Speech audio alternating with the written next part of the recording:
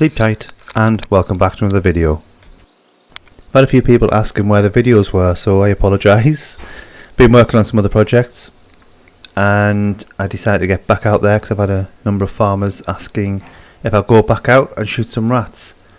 This chap, rolling around in red paint of course, was in the farmer's garden sniffing around his parsnips and God knows what else. Got a few different shots on this one from 3 different permissions.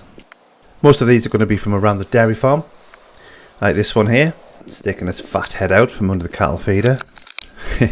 That's going to learn him. A 177 straight to the bonds. Bleeding out very nicely there. Good clean headshot. He's not coming back from that.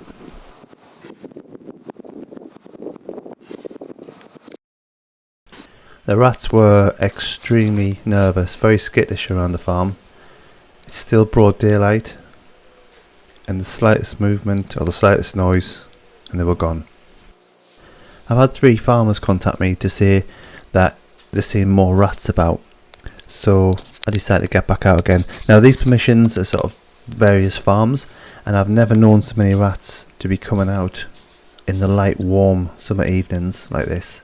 They're usually more prevalent in the cold winter nights when there's less feed and seed out in the fields. Has been difficult shooting them because they've been very skittish, very nervous. They pop the head out and they're off again.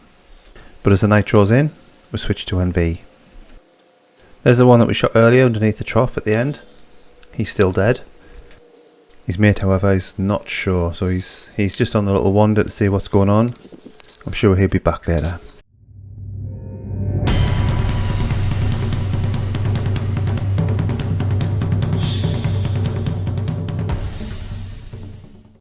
And soon enough, he comes back out.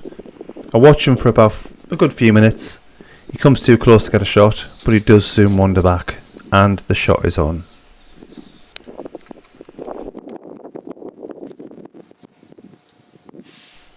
Straight down. As I said, I'm now shooting 177. I bought an FX Impact Mark II barrel kit from OnTarget.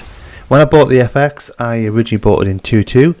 But the only reason I did that was because I couldn't get 177 anywhere. When I'm out ratting, I do really like the 177. I much prefer it. Sometimes the rats are in very tight spots and it's much easier, I find, to get a 177 slotted in there. Oh, punch his eyeball out. Good clean kill with a 177. I was shooting through the gate and again, this is another reason I like the 177. Sometimes the loopy 2.2 clips the gate. 177 is straight through there, and when you're shooting a rat in the head with a 177, a 2.2, a 2.5, a 30, you're going to get the same result. Deadness.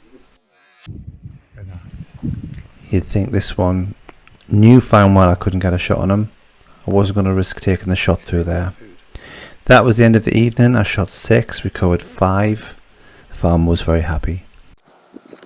Of course I'm not going to leave it there. Haven't been out shooting for ages. Give it a couple of days, go back up, and there's a good few youngsters running around. So let's go and fill them with lead. The smaller they are, the more it looks like they're being splattered with a paintball. Spotted the backside of this one sticking out behind this barrel. Now, I'm not going to go and take a shot on his bum. Don't mind a Texas harsh shot if you've got something like an HMR, because you know fine well it's going to unzip the rat, but a 177 air rifle, it's just not cricket.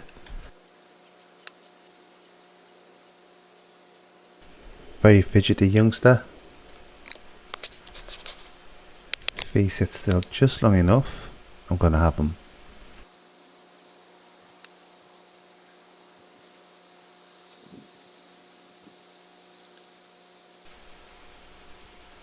Broad daylight, full of confidence. Not anymore. Another youngster, that's another one out of the breeding stock. There's a lot of milk barrels behind all of this, and I think you get a little bit of milk spilt. So it's a good area for the rats. They seem to enjoy it. Not as much as I do though. Oh, where are you going then? Nowhere. Stopped him dead in his tracks, so I'm happy with that. Now, I think I recovered 3 at this point, and then the farmer rocked up and drove over them all. What a mess. It's just about a wrap up for the evening, and I spotted this one over by the bin in one of the sheds. Now this isn't far from the farmer's house, so I couldn't let him go, to be honest. It would just be rude, wouldn't it? Take the shot, and I doubted whether or not I hit that. Give him a couple of seconds to see if he kicks out, and then I went to see what happened. And that was a good clean shot. Very happy with that. Very happy with that. Another good night. 7 shot, 5 recovered. Oh look, I've got a new home for my ABL. Right where it belongs. In the bin. Fed up with these ABLs. I've had 3 now from ATN. I've had the ABL 1000. That failed after 4 battery changes. It lost 4 yards. I sent it back to ATN. They replaced it with another ABL 1000. Again, after 4 battery changes, it lost 4 yards.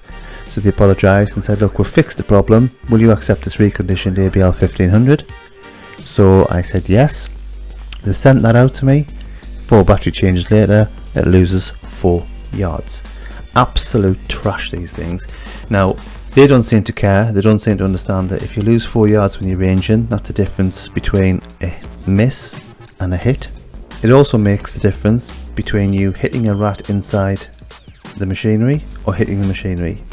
It's the difference between you hitting the rat on a windowsill or shooting a hole through the window. I've always been a huge advocate of ATN, and you know from videos that I've promoted them and pushed them and recommended them, but recently the customer service has gone to pot. Some of the main directors and the management team have left the company, their products are failing, and there seems to be constant problems with them. Done now, had enough, not promote them anymore. They're a piece of shit. They really are a piece of shit. Now, the ATN ABL is still in the bin. I'm sticking with the ATN scope for the moment, but I'm going to be looking at switching across soon to the Pulsar C50 or the Sightmark Race.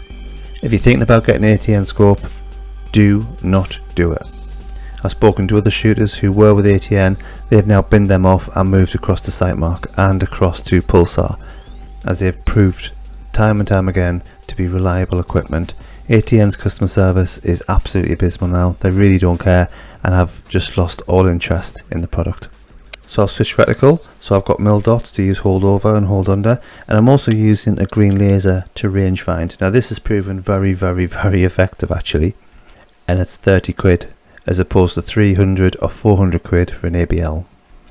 I've zeroed the rifle at 20 yards. The laser is also zeroed at 20 yards.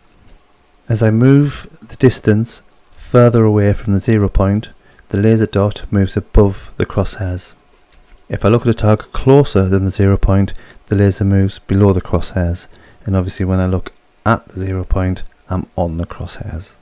And with shooting a 177 with a nice flat trajectory, this gives you pretty much bang on accuracy every time. Okay, let's get the final shot of the evening in. This is a permission that I haven't been up to for quite a while. He's got a couple of large barns, and there's one in the middle here is a huge grain stall. The rats are chewing into the wall, creating rat runs, and they're running between the locked barns, between the concrete walls, through the wall cavity. Only they can do that all they want, but they're not going to outrun a 177. Thanks for watching. More footage coming soon. Stay tuned.